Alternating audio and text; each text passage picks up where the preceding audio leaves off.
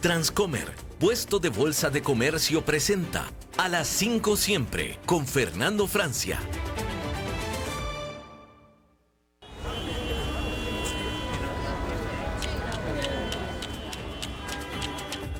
A esta hora bajamos el ruido y subimos el entendimiento de lo que importa. Economía, finanzas y realidad internacional.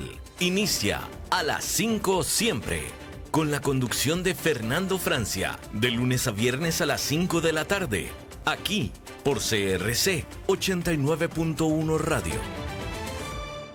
Hola, ¿qué tal? Son las 5 en punto de la tarde en San José. Hoy viernes 31 de octubre de 2025, y eso quiere decir que usted va a estar al tanto de todo lo que importa en el mundo de la economía, las finanzas, pero también de la actualidad internacional. Transmitimos desde Costa Rica para todo el mundo por la 89.1 FM en cadena radial costarricense, con repetición a las 10 de la noche, y también en streaming nos puedes ver por Facebook Live. La producción, como siempre, a cargo de Mauricio Sandoval desde Colombia, y en controles el talento técnico de David Guerrero. Bien, vamos en la segunda parte del programa a hablar de China. Yo sé que ustedes han estado muy pendientes de lo que significa pues la presencia del gigante asiático en todo lo que hablamos respecto a la economía global, respecto al comercio internacional, a las relaciones internacionales. China, sin duda, en los últimos años, desde casi cualquier punto de vista, ha sido protagonista. Hoy queremos explorar un poco más este fenómeno, cómo llegamos hasta aquí, cómo China llega hasta aquí también, y qué más puede estar pasando que de repente nosotros, los viles mortales, no lo sabemos. Conversaremos con el sociólogo Sebastián Schulz, especialista en estudios chinos, y además al final la columna de los viernes de Bienestar Alternativo con Mafa Moya. Vamos de una vez a las noticias. Empezamos con nuestro segmento de panorama financiero global. Empezamos en Estados Unidos. Coinbase mantiene su ventaja como única criptoempresa cotizada en bolsa. En Estados Unidos, por supuesto, porque en otros países hay otras empresas que en temas de criptomonedas cotizan en bolsa. Y Coinbase vuelve a superar las previsiones mientras el mercado global alcanza los 3,7 billones de dólares. Billones en español, trillions en inglés, ¿verdad? 3,7 billones de dólares. Analistas advierten que la nueva regulación en Estados Unidos atraerá competencia y presionará sus márgenes, aunque sus acciones subieron 5% en la jornada. Ya saben, esta semana que termina analizamos a fondo los negocios de bitcoins y en realidad no bitcoins, sino en criptomonedas, criptoactivos de la familia Trump. Bueno, esas regulaciones que Estados Unidos está dejando laxas, pues es las que van a ir aprovechando, las que ahora aprovecha Coinbase, y van a ir aprovechando otras empresas en cualquier momento. También en Estados Unidos el Senado aprobó una resolución para anular los aranceles globales de Donald Trump con el apoyo de 4 senadores republicanos. La medida simbólica, pero significativa, llega justo cuando Trump celebra un acuerdo con China para vender 25 millones de toneladas de soya anuales durante 3 años.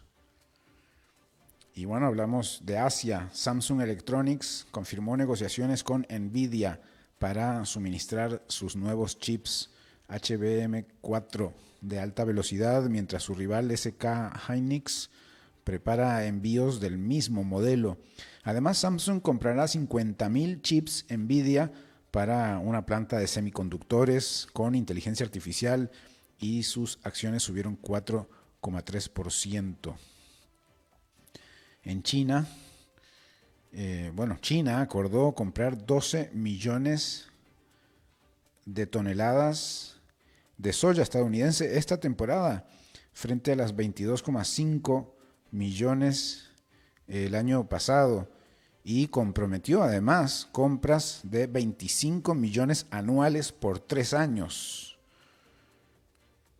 el pacto alcanzado tras la reunión de Trump y Xi Jinping en Corea marca una tregua en la guerra comercial, aunque Estados Unidos ha perdido parte del mercado. China le ha comprado a Brasil una buena porción. Y en Europa, Bank of America advirtió que el mundo entra en la fase final de la relajación monetaria de 2025. El informe de Bank of America, la Reserva Federal, según el informe de Bank of America, la Reserva Federal mantendrá una pausa tras el último recorte.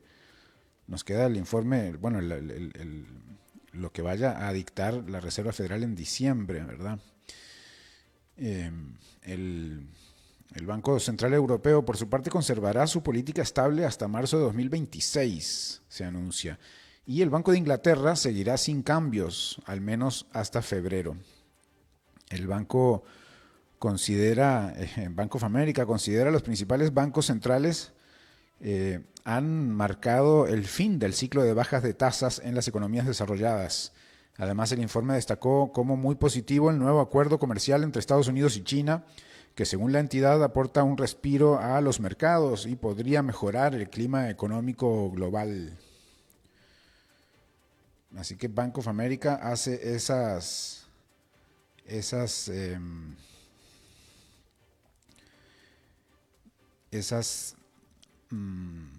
previsiones. Hace pocos días hablamos sobre el recorte de tasas de la Reserva Federal, que bajó 0,25%, pero pues según Bank of America sería la última de este periodo. Obviamente es la última del año, pero no habrían más bajas, por lo menos al inicio de 2026. Orange, empresa francesa de telecomunicaciones, anunció la compra del 50% restante de MasOrange, esta filial en España, por 4.250 millones de euros, unos 4.900 millones de dólares, al grupo Lorca, que es una empresa española de inversión que había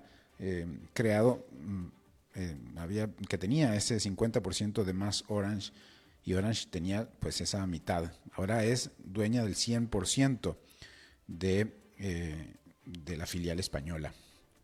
El acuerdo aún no vinculante consolida la posición del gigante francés en el mercado español de telecomunicaciones. Y en algunas noticias de Latinoamérica, Telmex reportó una pérdida neta de 819 millones de pesos, serían unos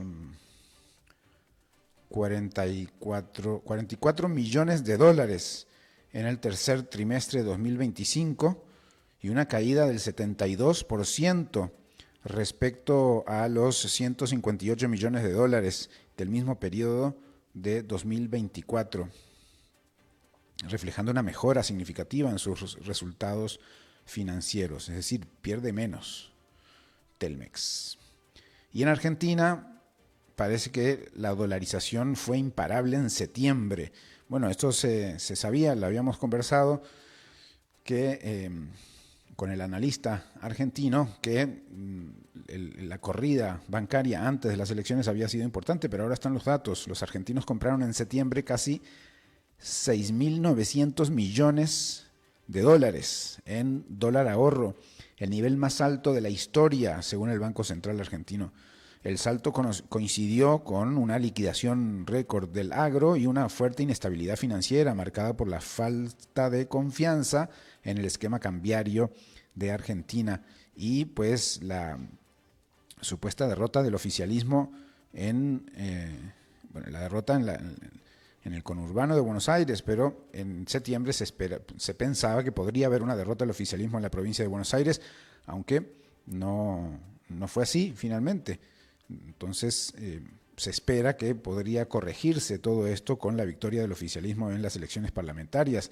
La compra bruta de billetes sin fines específicos fue de 5.080 millones de dólares, unos 2.000 millones de dólares menos que la compra total.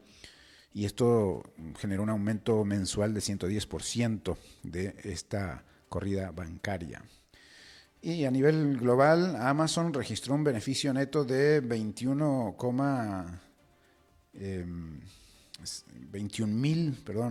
mil millones de dólares.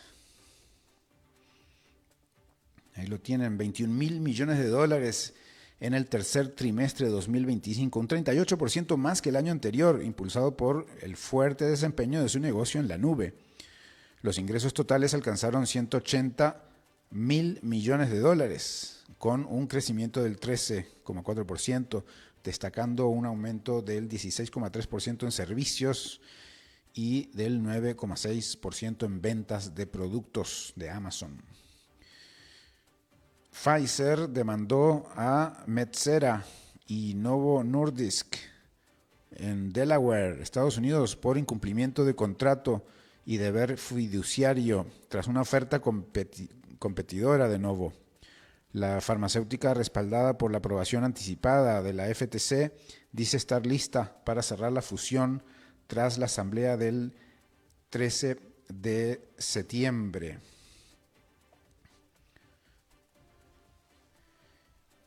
En realidad, pues, la biotecnológica estadounidense Metsera, empresa especializada en tratamientos para la obesidad, es la que había estado tratando de bloquear al rival Novo Nordisk. Novo sorprendió al mercado con una propuesta considerada superior a la de Pfizer, indicando una pugna por un sector que podría alcanzar los 150 mil millones de dólares. Analistas señalan que Pfizer, cuyo CEO Albert Bourla mantiene una relación estrecha con Trump, podría beneficiarse de un entorno político favorable y argumentar preocupaciones antimonopolio, dado que Novo ya domina gran parte del mercado de medicamentos contra la obesidad. Para Pfizer, el acuerdo con Metsera es estratégico, tras múltiples fracasos en este campo y una fuerte caída de su valor post-COVID. Sin embargo, enfrenta críticas por su historia de pagar precios excesivos en adquisiciones. Así que pues ahí está todavía en desarrollo este asunto. Y en criptomonedas, Bitcoin cerrará octubre con una caída cercana al 5%, rompiendo su histórica racha de 7 años consecutivos de ganancias durante el mes de octubre. La primera pérdida de octubre desde 2018.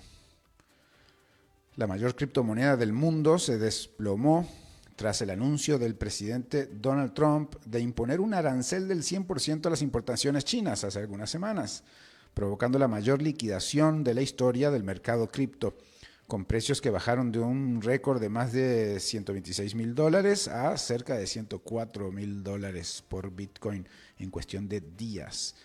La incertidumbre global, las dudas sobre la política monetaria de la Reserva Federal y el temor a una corrección bursátil contribuyeron al retroceso.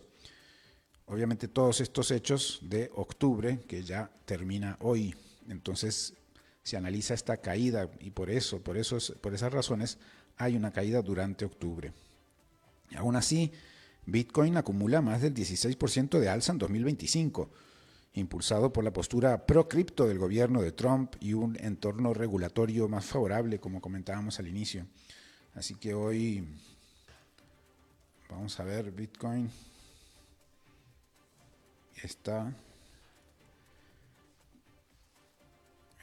todavía pues arriba de los 100,000, por supuesto, en $109,525 por Bitcoin en este momento, aunque en la jornada de hoy había llegado prácticamente a 111,000 a eso de las 9 de la mañana, pero pues ya al cerrar la tarde cayó a 109, pero eso significa que ha pasado de 107 en el día de hoy a 109, pasando por un piquito ahí de 110,000.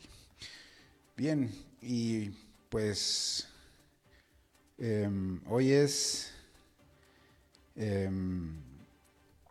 hoy cerramos la semana, cerramos mes, y el mercado, tanto de Europa como de Estados Unidos, sorprende. Europa un poco desacelerada, pero Estados Unidos sorprende al alza y Asia se reactiva con todas las noticias de esta semana. Los mercados bursátiles globales cerraron la semana con señales mixtas. En Europa las principales bolsas retrocedieron, mientras en Estados Unidos los gigantes tecnológicos impulsaron al Nasdaq. Y en Asia, las noticias de distensión comercial entre Washington y Beijing animaron a los inversores. En el viejo continente, el índice Stocks 600, que agrupa las 600 mayores empresas cotizadas en Europa, cayó un 0,5%. También retrocedieron los principales indicadores nacionales. El FTSE de Londres, que representa a las 100 compañías más grandes del Reino Unido, bajó 0,1%. El DAX de Frankfurt, referencia de la economía alemana, perdió 0,8%. El CAC 40 de París, que mide el rendimiento de las 40 principales empresas francesas, cerró con un descenso del 0,4%. Y en el sur de Europa, el FTSE MIB de Milán y el IBEX 35 de Madrid, índices obviamente que concentran los grandes grupos industriales y bancarios de Italia y España, cayeron ambos en torno al 0,1%. Una caída pequeña de prácticamente todas las bolsas de Europa, pero entre el 0,1 y 0,8% en general. El ánimo europeo estuvo marcado por dos datos claves: una inflación que sigue bajando y un crecimiento que, aunque leve, supera las expectativas. Según la Oficina de Estadística Comunitaria, Eurostat, el índice de precios al consumidor de la zona euro se situó en 2,1% en octubre, apenas por debajo del 2,2% de septiembre. Por sectores, los servicios registraron un aumento de 3,4%, mientras energía cayó un 1%, reflejando la baja del crudo. Entre los países, Estonia mostró la inflación más elevada con 4,5% y Chipre la más baja con 0,3%. En cuanto al crecimiento del Producto Interno Bruto del bloque, subió 0,2% en el tercer trimestre, superando el 0,1% esperado, lo que sugiere una resistencia económica mayor a la prevista pese a los altos costos financieros. El Banco Central Europeo mantuvo sin cambios su tasa de depósito en 2% por tercera reunión consecutiva.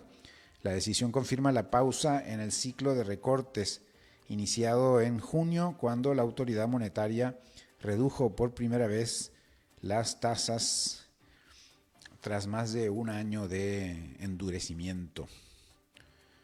En Estados Unidos, las grandes tecnológicas fueron el motor del optimismo. Amazon sorprendió con un crecimiento del 20% de los ingresos de su división de computación en la nube, AWS, superando las previsiones de Wall Street y haciendo subir sus acciones más de 13%.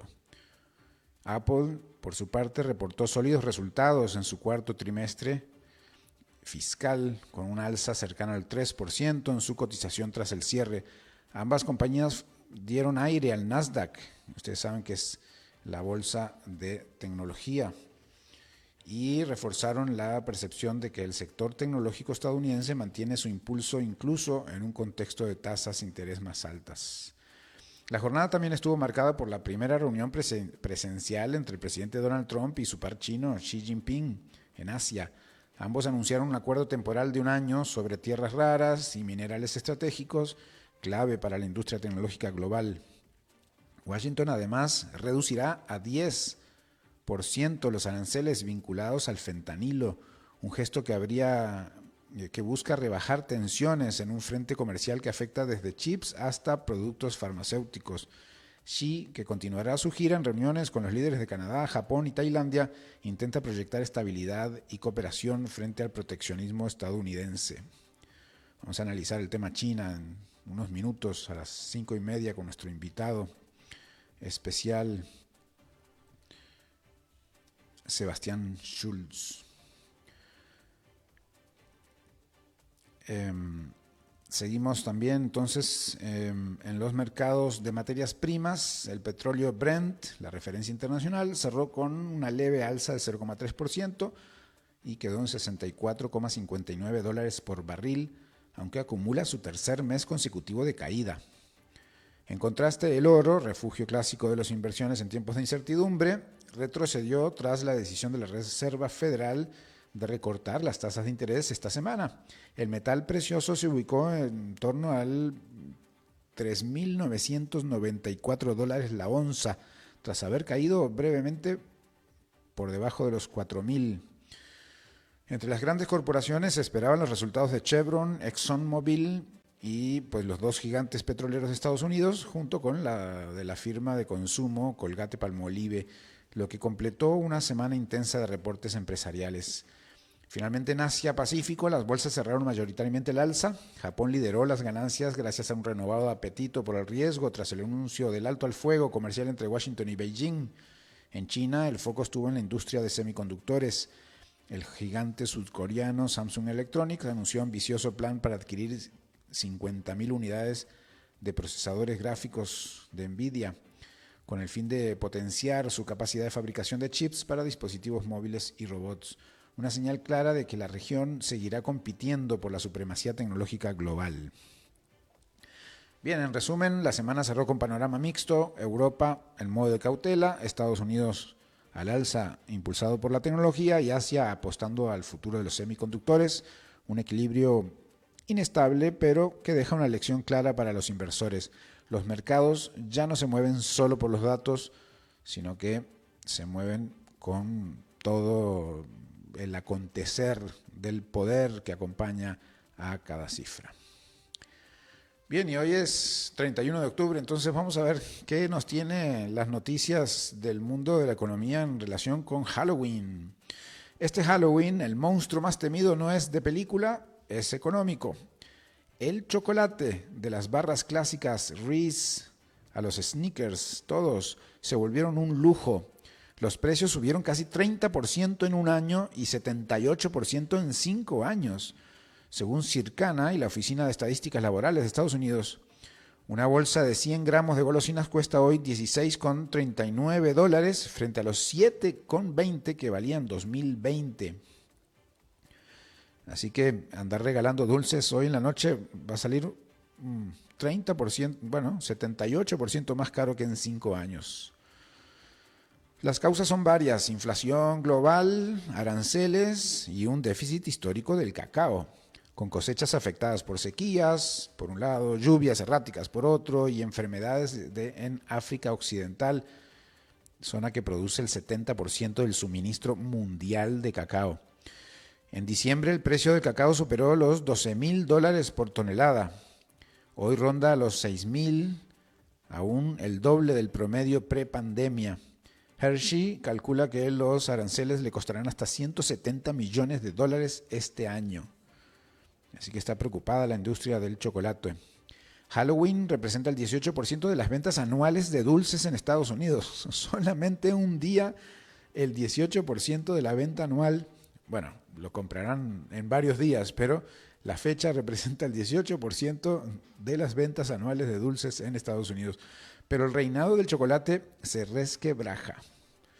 Bueno, a mí solo denme chocolate, todos los demás dulces los pueden dejar por ahí.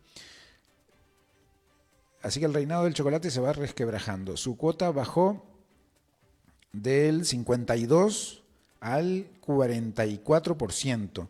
En lugar crecen los gomosos y caramelos ácidos, más baratos y más TikTok friendly. La generación Z empuja el cambio por su gusto por sabores intensos y coloridos. Los grandes chocolateras se adaptan. Twizzlers con forma de fantasma, Jolly Ranchers, Trickers y hasta líneas de gomitas con Shaquille O'Neal. También aparecen versiones sin cacao. Vamos, chocolate sin cacao. Dicen que no se puede hacer chocolate sin cacao. Bueno, ahora sí. Versiones de chocolate sin cacao o con barras más pequeñas. Buscar mantener ventas sin espantar a los clientes. Aún así, los estadounidenses gastarán un récord de $3.900 millones en dulces este Halloween. Porque, aunque la inflación asuste, siempre queda espacio para un pequeño placer. Solo que ahora, cuando el niño diga truco o trato, conviene aclarar que el verdadero truco está en la etiqueta del precio. Ese es el verdadero susto que se llevan las familias para comprar las golosinas que regalarán esta noche. Bien, y en otras noticias, Kate Spade apuesta por la inteligencia artificial como nuevo socio creativo. Y ustedes pensarán que es una noticia sobre carteras, pero vamos a ver que no, que es una noticia sobre el diseño, sobre la creatividad, sobre inteligencia artificial. El futuro del diseño de modas se está tejiendo con algoritmos. Kate Spade, New York, parte del grupo Tapestry, está rediseñando por completo su proceso creativo mediante el uso de inteligencia artificial generativa en alianza con la empresa de software de creatividad Adobe. Lo que antes requería semanas de bocetos y revisiones, hoy puede realizarse en cuestión de minutos. Eso quizás lo saben los diseñadores gráficos, pero Kate Spade ahora lo hace más intensamente. La marca Adobe integra herramientas como Firefly, Custom Models y Substance 3D y Adobe Express, que funcionan como un asistente creativo capaz de proponer, combinar y visualizar ideas sin perder el ADN estético de la firma. Los diseñadores pueden generar conceptos digitales realistas, explorar variaciones de materiales o colores y compartir prototipos virtuales con los equipos de mercadeo y desarrollo en tiempo real. El resultado, menos tiempos muertos y más espacio para la experimentación. Uno de los pilares de esta transformación son los llamados gemelos digitales, representaciones tridimensionales precisas de cada producto, material o textura. Con ellos, Kate Spade busca construir un ecosistema totalmente digital donde cada pieza tenga su versión virtual lista para producción, exhibición o venta. Eso no solo agiliza la cadena de valor, sino que reduce desperdicios y pruebas físicas innecesarias, alineándose con los principios de sostenibilidad que marcan la nueva era del lujo. La inclusión de Adobe Express amplía además el alcance de la creatividad dentro de la compañía, permitiendo que equipos de comunicación o retail generen contenido gráfico coherente con la identidad visual sin depender del departamento de diseño. En conjunto, esta estrategia redefine la relación entre tecnología y artesanía. La inteligencia artificial no reemplaza al diseñador, sino que se convierte en su socio más veloz y versátil. Kate Spade encarna así una tendencia creciente en la industria de la moda, usar la inteligencia artificial no para automatizar la creatividad, sino para expandirla con precisión, coherencia y con propósito. Así que bueno, los diseñadores, la gente creativa que usa los programas de Adobe, pues ya sabe que hay ahí esa inteligencia. Ya lo sabían hace tiempo que está la inteligencia artificial como Midjourney y otros instalados en los programas de Adobe, pero Kate Spade va un poco más allá para integrarlo en toda su cadena de producción. ¿Vamos a una entrevista más o no? Vamos a la pausa de una vez. Sí, vamos a una pausa y enseguida volvemos con la entrevista de esta tarde. Regresamos a las 5 siempre con Fernando Francia. Cuando vos estás bien, todo a tu alrededor mejora. Tu familia, tus amigos, tus planes, tu tranquilidad. Eso es tener una vida bien invertida. Comenzá a invertir en Transcomer.com. Expertos en inversiones inmobiliarias desde hace más de 20 años. Transcomer, una vida bien invertida.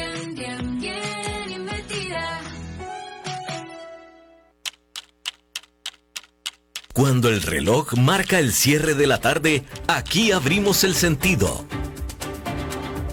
Economía, finanzas y realidad internacional. El programa creado por Alberto Padilla en Costa Rica. A las 5 siempre. Te esperamos de lunes a viernes a las 5 de la tarde con la conducción de Fernando Francia.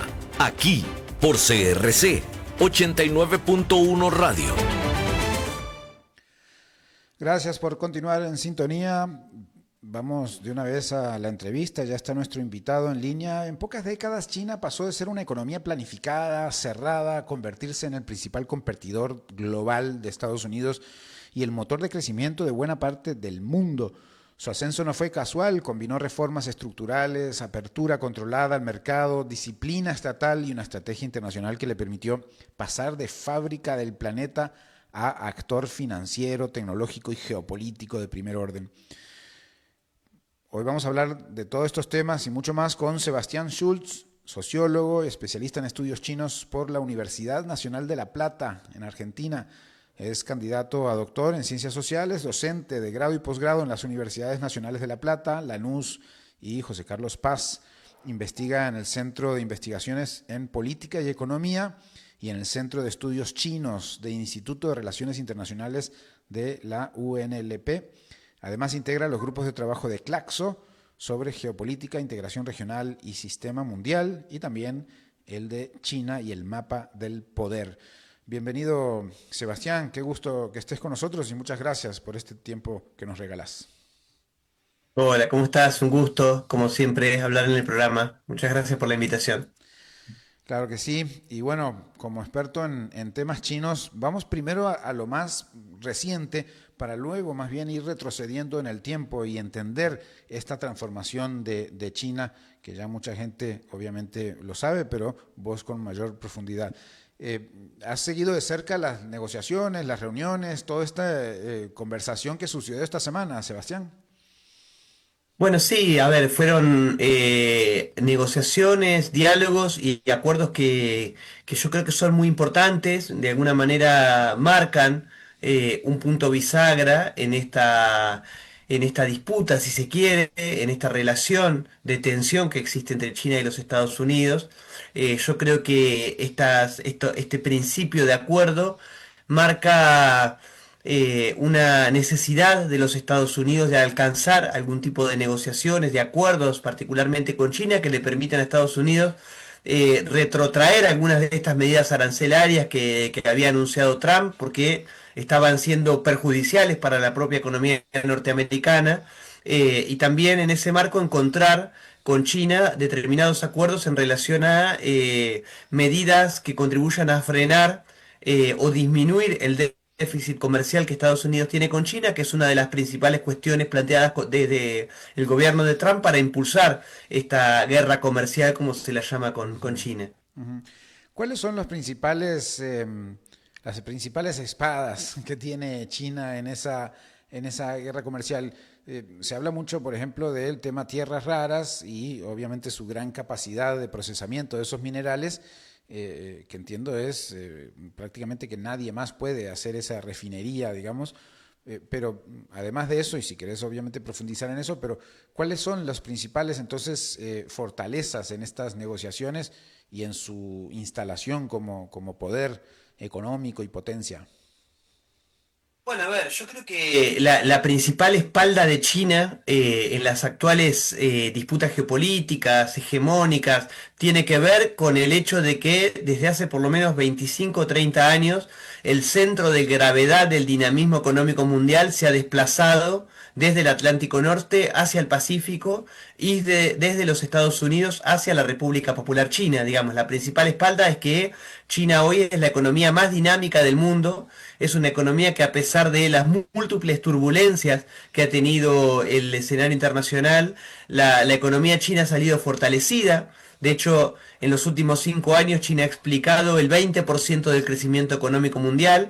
Eso le ha permitido acercar posiciones en términos de volumen del PBI nominal con los Estados Unidos, y sobre todo eso, digamos, debido a varias cuestiones, entre otras la mano de obra china, una mano de obra mucho más barata que la norteamericana, y que ha hecho que muchas empresas estadounidenses vean lucrativo deslocalizarse o relocalizarse en China y dejar de producir en los Estados Unidos. Eso es lo que ha impactado en la economía norteamericana y eso es lo que Trump busca retrotraer. Hoy Estados Unidos no tiene armas ni económicas ni financieras para competir con la República Popular China. China también es el primer productor manufacturero global y eso le ha permitido, entre otras cuestiones, a China impulsar un marco de alianzas que le ha permitido acercar posiciones con otros países del llamado sur global. China se está acercando no solo a Rusia, no solo a países aliados como Pakistán, por ejemplo, sino también a tejer relaciones sólidas con el sudeste asiático, por ejemplo, y con históricos aliados de los Estados Unidos, como por ejemplo la India, Arabia Saudita, la propia Turquía, un miembro de la OTAN, con Japón y con Corea del Sur, con quien China ha firmado acuerdos de asociación económica. Es decir, China está creando márgenes de alianzas que le permitan sentarse en la mesa mesa de negociación con los Estados Unidos con una robustez mucho más grande que la del país norteamericano. Y esa potencia de lo que hablabas al inicio también tiene que ver con su gran mercado interno, ¿no? Porque puede producir tanto, entre otras razones, porque necesita producir tanto. Bueno, exactamente. China es bueno, ya lo sabemos, ¿no? O sea, ha dejado de ser el país más poblado del mundo, pero no deja de tener unos 1.400 millones de habitantes, digamos. En Es cabeza a uno de los cabeza con países India. Claro. cabeza a cabeza con India, pero con una particularidad, que China ha sacado en los últimos 40 años a 800 millones de personas de la pobreza. Es un país que tiene unas 600 millones de personas o más en lo que se denomina como clase media, es decir, su población está en un proceso expansivo de consumo. Digamos, a eso es lo que muchas veces nos referimos con un mercado interno en plena expansión, ¿no? Que incluso lo interesante es que la propia oferta china no da abasto. Digamos, por eso China es un país que necesita importar y Estados Unidos también necesita importar y Estados Unidos ve una beta en eso. O sea, ninguna industria manufacturera china puede saciar esa demanda de la expansiva clase media que no solo ya consume arroz, como quizás es el sentido común que muchas veces tenemos instalado sobre China, sino que consume carne de cerdo, carne de vaca, carne de pollo, que consume verdura, que también consume celulares de última tecnología, no solo Huawei y ZTE, sino también iPhone, digamos, compra autos, no solo de BYD o de Bike o de SAIC, sino también Tesla, Volkswagen, Renault, digamos, es una clase media que está en pleno proceso de expansión económica, producto de una política de planificación estatal, y eso también es visto por las empresas norteamericanas, digamos, a ver, Elon Musk tiene su fábrica más grande del mundo de fabricación de autos Tesla en Shanghai, no en Estados Unidos. Lo mismo podemos decir, por ejemplo, de Apple, que tiene, digamos, cuando uno agarra los iPhone, por ejemplo, la leyenda dice, diseñados en California, hechos en China, ¿no? Porque Apple fabrica la mayor cantidad de iPhones en la República Popular China porque ahí está el mercado. En términos de cantidad de población, es incomparable los 300 y pico millones de personas de Estados Unidos a las 1.400 que existen en la República Popular China, cada vez con una mayor capacidad de consumo. Claro. Seguiste un poco el tema soya en cuanto a a la disputa, porque China compraba principalmente a Estados Unidos la soya y con toda los últimas dimes y diretes por decirle suavecito, a la guerra comercial de Estados Unidos-China, pues Brasil aprovechó esa oportunidad, pero ahora en los acuerdos vuelve a estar instalado unos cuantos millones de toneladas de soya para comprar en Estados Unidos. ¿Cómo viste todas estas pues maniobras de sustitución de mercados, digamos, en cuanto a la soya? Bueno, sí, a ver, lo he seguido de cerca básicamente porque soy argentino y estas cuestiones nos impactan particularmente a los argentinos y ponen en tensión un poco las alianzas ideológicas entre el gobierno de Javier Milei y el de Donald Trump, ¿no? Porque la estrategia que está utilizando Donald Trump de negociación para con China o los objetivos que tiene Trump para con China impactan negativamente en la economía argentina en el sentido que vos mencionabas, ¿no? O sea, China es un país que está, como decía antes, en un proceso de expansión económica fuerte y una de sus estrategias o de sus objetivos más importantes ha quedado claro en las discusiones en relación al nuevo plan quinquenal que está discutiendo China, es alcanzar la prosperidad común, o lo que ellos denominan la prosperidad común, es decir, el bienestar material y espiritual de la población china. Eso, entre otras cuestiones, implica garantizar la alimentación básica a los 1.400 millones de chinos, ¿no? Y China ha definido la autosuficiencia alimentaria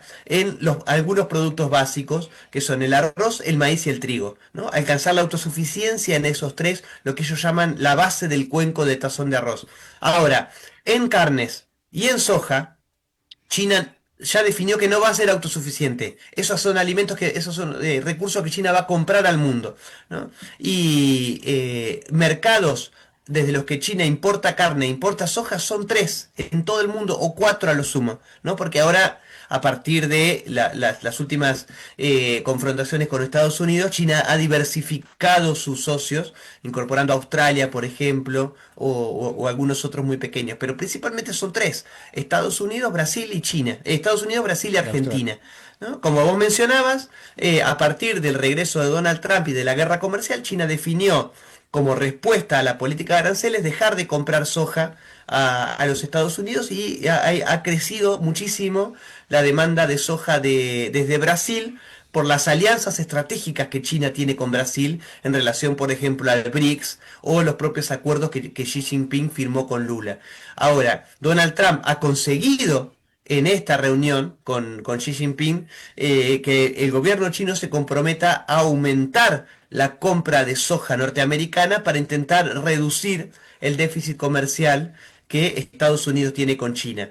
China no va a mermar la compra de soja brasilera, eso es un acuerdo que Xi Jinping tiene con Lula, y probablemente esto impacte en la economía argentina, ¿no? En que China deje de comprar soja argentina y supla esa soja con provisión de Estados Unidos de América.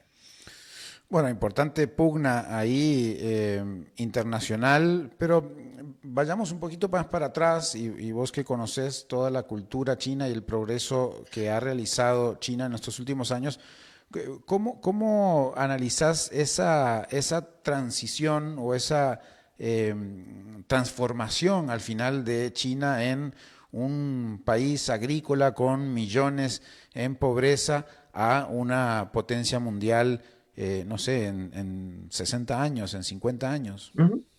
Bueno, a ver, es muy interesante la pregunta, porque básicamente es la que nos preguntamos todos, ¿no? ¿Cómo hicieron los chinos, ¿no? Porque no, nos gustaría atravesar a muchos países el mismo proceso. Pero yo, más allá de analizar las cuestiones concretas, yo creo que hay que partir de una base. Que China durante más de 2000 años fue el centro de gravedad o sea, fue el centro del dinamismo económico mundial. China fue durante miles de años el país más desarrollado del planeta. Según los principales indicadores económicos, China expresaba por lo menos hasta 1840 el 30% de la economía mundial, y lo que, digamos, la humanidad vivió entre 1840, a partir de las guerras del opio, y estos días, digamos, podemos hablar de 2010, 2016, esa fue la normalidad histórica. Digamos, la China pobre, atrasada, desindustrializada, esa fue la normalidad histórica. Nosotros pensamos o naturalizamos la normalidad histórica como si fuese la normalidad. Nosotros hoy estamos viviendo la vuelta al centro, digamos, de estos asuntos de China, algo que fue lo más recurrente en la historia, pero por ejemplo cantidad de población, como por ejemplo espíritu innovador, como por ejemplo una relación mucho más aceitada con el comercio que hace que su economía naturalmente crezca.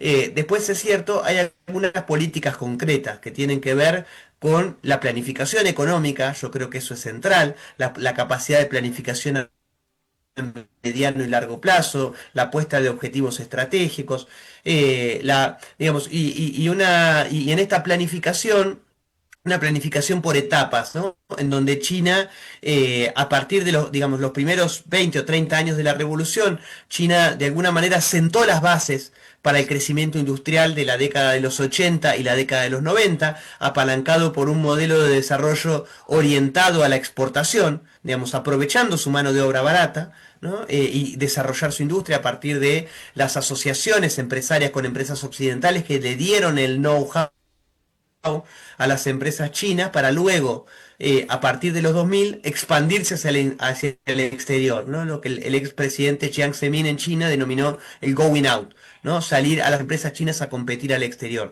A partir de digamos, una vez que China ya robusteció su economía, China pero nosotros a partir de 2010, por lo menos, cuando Hu Jintao plantea la concepción científica científica del desarrollo, pero principalmente a partir de 2013, con la llegada de Xi Jinping, nosotros tenemos una mirada mucho más puesta en el crecimiento cualitativo que en el cuantitativo, que es donde empezamos a ver algunas medidas que complementan lo que en general sabemos de China, que es este país que crece a tasas gigantescas, aunque hoy están en torno al 5, al 6%. Igualmente son tasas deseables para cualquier país de Occidente, pero además China eso lo ha... también le ha sumado los indicadores sociales, digamos, la reducción de la pobreza, los planes específicos hicieron que en 2021 China haya erradicado la pobreza extrema y otros indicadores igualmente importantes, como por ejemplo esperanza de vida. Digamos, China ha superado en esperanza de vida a los Estados Unidos, es decir, un niño, una niña que nace hoy en China tiene más esperanza de vida que un niño, una niña que nace en los Estados Unidos, o por ejemplo el coeficiente de Gini que mide la desigualdad. Uno entra a los indicadores del Banco Mundial o de Naciones Unidas, se encuentra con que China hoy es un país más igualitario que los Estados Unidos, es decir, hay más desigualdad en Estados Unidos que en China, incluso esperanza de vida al nacer. Hoy hay mayor esperanza de vida al nacer en China que en los Estados Unidos, y yo creo que eso en gran medida tiene que ver con políticas de planificación estatal, de planes Claro. específicos, ya sea los planes quinquenales o en distintas políticas de Estado concretas tendientes a alcanzar estos objetivos. Hablabas hace un ratito de los intercambios comerciales de China con el mundo. Estados Unidos sigue siendo el principal socio comercial, pero representa un 15%, que aunque es mucho, o es bastante, pero muestra como una diversificación de los destinos comerciales de China. Un país, por ejemplo, como Costa Rica, tiene prácticamente la mitad de sus exportaciones a Estados Unidos, generando una fuerte dependencia. ¿Eso también forma parte de esa planificación? Es decir, no poner todos los huevos en la misma canasta. Bueno, sí, es una cuestión de planificación, pero además está planteado así, de soberanía. Digamos, China plantea como una cuestión de soberanía nacional el diversificar sus exportaciones. Sobre claro, sus importaciones, sus exportaciones, pero principalmente sus importaciones. No depender de un solo país o de dos o tres países para la mayor parte de sus exportaciones, sino diversificarlas, porque además hay una característica que tiene China que no tuvo Estados Unidos, que China es una gran potencia que no es autosuficiente en dos recursos que son estratégicos, la energía y los alimentos. Digamos, la energía para abastecer la demanda industrial de China y la demanda de los hogares, digamos, como principal potencia manufacturera mundial y como país más poblado del mundo y con una clase media en expansión, China no tiene prácticamente una gota de petróleo en su territorio y no tiene prácticamente nada de gas en su territorio. China es sumamente dependiente de estos insumos básicos y necesita importarlos. Si un día los países del mundo deciden dejar de venderle petróleo y gas a China, la economía colapsa. Y eso, China hoy tiene algunos proveedores de los cuales son socios estratégicos. Rusia, por ejemplo, es uno. Tenemos algunos países de África. Tenemos el caso de Brasil. Y tenemos el caso de los países de Asia Occidental, Oriente Medio, ¿no? Arabia Saudita, Irán. Pero también China es dependiente de los alimentos. China es un país, decíamos, con 1.400 millones de personas, con el 10% de su tierra cultivable, y además no es la tierra más productiva del mundo. China no tiene la capacidad de alimentar a toda su población o producir alimentos para alimentar a toda su población, necesita abastecerse, ¿no? Y esto hace que China haya decidido, sobre todo en estos insumos críticos, energía y alimentos, diversificar sus exportaciones, ¿no? Y eso hace que no tenga ningún... A ver, hoy por hoy el socio comercial estratégico para China están siendo sus países vecinos, Claro. ¿no? Lo vimos recientemente en el foro con la ASEAN. La ASEAN como conjunto es el principal socio comercial de China, más allá de que como país el Claro. principal socio comercial siga siendo los Estados Unidos. Me encanta esa visión de que en realidad el accidente es no haber sido potencia del mundo y la tradición era ser potencia del mundo porque fueron por miles de años con un bache en los últimos siglos anteriores y ahora como que recobra ese protagonismo. En un minutito, ya para cerrar, Sebastián, ¿qué podremos esperar? ¿Sigue el crecimiento, sigue el protagonismo de China o habrá algún estancamiento allí en ese auge?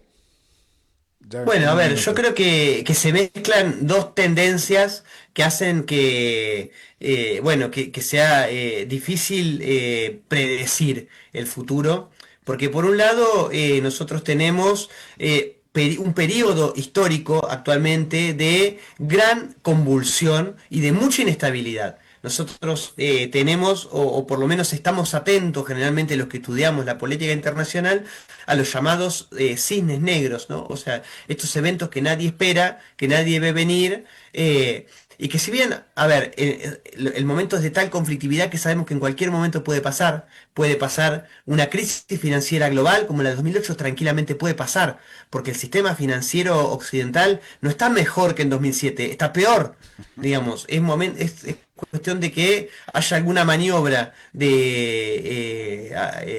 digamos, de decisión para que esto pase, que puede pasar otra pandemia tranquilamente, porque la situación tampoco es que ha mejorado a nivel internacional, puede pasar un conflicto bélico como la cuestión de Rusia y Ucrania, tranquilamente puede pasar en alguna otra región del mundo, puede pasar, estamos en momentos de inestabilidad generalizada, lo que denominamos como guerra híbrida, ¿no? O guerra fragmentada, que hace, bueno, difícil saber qué es lo que va a pasar con Claro, China y con Estados Unidos. Pero por estoy de otro acuerdo. lado, si uno lee la tendencia histórica, digamos que tratamos de leer procesos de largo plazo, a ampliar la escala, salir de la coyuntura a 10, 20, 30 años, nosotros vemos que el proceso de consolidación de China es cada vez más estructural. Digamos que Claro. China es una potencia que ha vuelto para quedarse, ¿no? Porque tiene la decisión de quedarse y porque tiene las condiciones para quedarse, ¿no? Está ahora a analizar qué implica esa vuelta a una normalidad histórica de alguna manera, Claro. ¿no? ¿Cómo es este reposicionamiento de China? ¿Cuáles son los objetivos de política exterior de China? Y cómo impacta eso en los distintos países del mundo y especialmente en nuestra región. Unos temas que sin duda quedan planteados para una próxima invitación, Sebastián, porque ha estado súper interesante, la gente quiere seguir escuchando, pero tenemos que terminar. Muchísimas gracias, Sebastián, por estos comentarios. Bueno, gracias a ustedes por la invitación. Muchas gracias. Era Sebastián Schulz, sociólogo, especialista en estudios chinos por la Universidad Nacional de La Plata y con un gran currículum en estos temas. Vamos directamente a la columna de los viernes. Hoy es viernes de bienestar alternativo, así que muchas gracias por estar en conexión. Mafa, adelante. Gracias y un gran saludo, queridos oyentes. Bienvenidos una vez más a este espacio de bienestar alternativo. Un lugar para detenernos, respirar y reflexionar en este fin de semana. Un saludo muy especial para ti, Fernando, a Mauricio y a cada uno de ustedes que nos acompañan hoy como todos los viernes, compartiendo este viaje de conciencia, bienestar y evolución. Y hoy quiero hablarles de algo profundo. Es como eso que nos toca fibras humanas, como la verdadera seguridad y el costo históricamente que hemos pagado por el conocimiento y la autonomía. Es como decir que estamos viviendo en una época en que la inestabilidad se ha vuelto maestra. Nos está sacudiendo. Lo que dábamos por sentado se mueve. Lo que creíamos firme, lo que parecía eterno, y aunque duela, esta sacudida tiene un propósito: obligarnos a despertar. La vida está mostrándonos la fuerza del cambio frente a la rigidez del ego. Nos quita el suelo firme para enseñarnos a caminar descalzos sobre nuestra verdad. Nos quita lo material a veces para mostrarnos dónde está lo verdaderamente real. Y entonces surge la gran pregunta: ¿qué es verdaderamente seguro para mí? El desafío no es menor. Por un lado, tenemos que soltar la rigidez, esa necesidad de controlar lo que sentimos o de asegurar lo que no se puede asegurar. Y por otro, tenemos que liberar la dependencia del mundo externo, de lo material, de la aprobación, del reconocimiento. Estamos siendo invitados a deconstruir la idea de seguridad que por siglos se nos vendió como la única forma de estar a salvo. Pero el universo no solo destruye, también construye, y lo hace a través de nosotros. En medio de la inestabilidad, se nos ofrece a veces muchas oportunidades para edificar nuevas bases desde la disciplina interna, desde la estructura mental y emocional, desde la conciencia. No podemos controlar la tormenta exterior, eso lo sabemos, pero sí podemos controlar cómo respondemos a ella. Podemos elegir entre reaccionar con miedo o actuar con madurez, con propósito, con coherencia. Nuestro propósito, queridos oyentes, no es sobrevivir, sino evolucionar. Y para hacerlo, hay que atreverse a soltar la comodidad de la seguridad fácil. Es un momento de lanzarse al reto de la vida, de hacerte visible, de usar tu asertividad, tu mente analítica y tu energía vital para luchar por el equilibrio, la justicia y la verdad. Y si hablamos de equilibrio, autonomía y conocimiento, no podemos evitar mirar hacia atrás. La historia nos deja huella, y una de las más dolorosas es que la conocemos como la cacería de brujas. Pero detengámonos un momento. ¿Qué se estaba cazando realmente? No era la magia ni la superstición. Era el enemigo del conocimiento libre. Era la autonomía femenina, la sabiduría que no se podía controlar. La bruja de hoy no usa capa ni caldero. Es la bruja 2.0. Esa mujer o ese hombre que con su conocimiento desafía lo establecido, que no teme pensar o cuestionar o crear, que tiene la valentía de ser autónomo, empático, consciente y libre. Y esa es la nueva revolución, la revolución de los líderes disruptivos, conscientes, creativos, presentes, de quienes se atreven a tener el equilibrio y a traer una igualdad al sistema, aunque eso incomode. Entonces el verdadero acto de conciencia y bienestar hoy es triple. Primero, se trata de reconocer. Identifica en tu propia vida, en tu empresa o en tu entorno, dónde están persiguiendo el conocimiento y la autonomía bajo un disfraz moderno. Tal vez lo notes cuando una idea innovadora es silenciada, cuando se castiga la autenticidad o cuando se premia a la obediencia ciega o al yes sir. La conciencia comienza por mirar sin miedo. El segundo, soltar. Libera el miedo de la inestabilidad. La seguridad no está afuera, está dentro de tu madurez emocional, en tu disciplina, en tu equilibrio interno. La seguridad real nace cuando confías en ti, incluso cuando el suelo tiembla. El tercero, actuar. Usa tu energía para construir, para servir, para crear proyectos con alma. Lucha por la justicia, por el equilibrio, por la verdad, pero hazlo desde la coherencia, desde la calma, desde la luz. El bienestar no es pasividad. Es acción consciente. El conocimiento es poder y el poder siempre ha sido temido, pero el despertar consiste en dejar de temer nuestro propio poder, porque cuando una persona se conecta con su sabiduría interior, se vuelve libre. Y cuando una comunidad de personas despiertas se unen, el sistema ya no puede manipular el miedo. Así que, querido oyente, no temas ser el brujo o la bruja moderna. Esa palabra que un día se usó para silenciarte, hoy puede ser tu bandera de libertad. Ser bruja o brujo hoy es ser sabio, consciente, autónomo y tener el coraje de sanar lo que otros no se atreven a mirar. La seguridad no está en lo que tienes, ni en lo que te prometen. Está en tu capacidad de responder con conciencia, amar con madurez y vivir con propósito. Recuerda, cuando te atreves a pensar diferente, cuando actúas desde el alma y no desde el miedo, te conviertes en este punto de luz que el mundo necesita. Y esa luz, aunque pequeña, puede encender el fuego de un nuevo tiempo. Así que este fin de semana te invito a mirar dentro de ti, a observar dónde has entregado tu poder y dónde has confundido seguridad con control. Y sobre todo, a recordar que la verdadera fortaleza está en ser auténtico, libre y consciente. Porque al final no hay fuego más poderoso que el que una mente despierte y un corazón en equilibrio. Gracias por acompañarme hoy en este espacio de bienestar alternativo. Que esta reflexión los inspire a abrazar la sabiduría, a cuidar de la energía y recordar que aunque en medio del caos, tú puedes ser la calma, la claridad del cambio. Hasta el próximo viernes con un nuevo encuentro para el alma. Soy Mafa Moya y te deseo un feliz fin de semana lleno de luz, conciencia y propósito. Bien, era Mafa, muchas gracias por este contacto. Producción de Mauricio Sandoval desde Bogotá, David Guerrero en Controles RC 891 Radio. Me despido, nos vemos en 23 horas. Hasta la próxima. A las 5 siempre con Fernando Francia fue presentado por Transcomer, puesto de bolsa de comercio.